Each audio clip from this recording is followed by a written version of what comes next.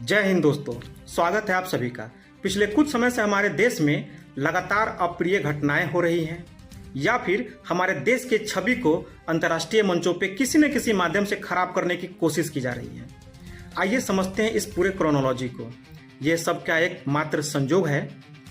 एक एक पॉइंट पे बात करूंगा, फैक्ट आप खुद ब खुद सोचिएगा, समझिएगा। जब से हमारे देश में वक्फ संशोधन बिल लागू हुआ, उसके कुछ समय के बाद पहलगाम जैसी घटना हो जाती है।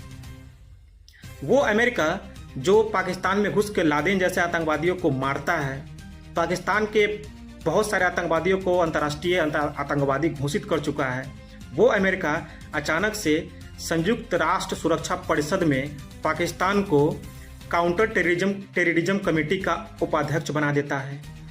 वो अमेरिका जो चीन के साथ वक्फ संशोधन बिल जिस समय भारत में लागू हो रहा था, उस समय टैरिफ वॉर से लड़ रहा था, जूझ रहा था, अचानक से अमेरिका चीन से बात करने के लिए राजी होता है।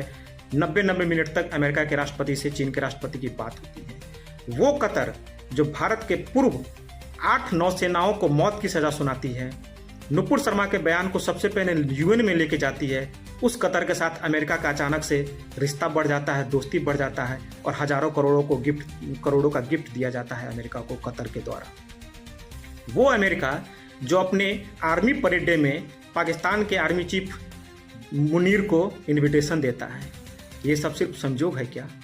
बिल्कुल नहीं है। इस भ्रम में बिल्कुल नहीं रहिएगा, क्योंकि ये सब करके चीन और अमेरिका जैसी महाशक्ति भारत को अस्थिर करना चाहता है। जब से हमारे देश में वक्फ संशोधन बिल लागू हुआ, दुनिया को यह पता चला है कि लाखों एकड़ जमीन भारत के पास अब भारत सरकार के पास रहेगी। यानी भारत के वक्फ संशोधन बिल के पास इतनी प्रॉपर्टी है जितनी प्रॉपर्टी में ऑस्ट्रेलिया जैसे 10 देश बसाए जा सकते हैं। और ये वक्फ की प्रॉपर्टी पिछले कई दशकों से मिसयूज किया जाता था देश के खिलाफ, देश के अंदर आतंकवादी गतिविधियों में, देश के अंदर अस्थिरता लाने के लिए इस तरह के जगहों का मिसयूज और गलत इस्तेमाल किया जाता था।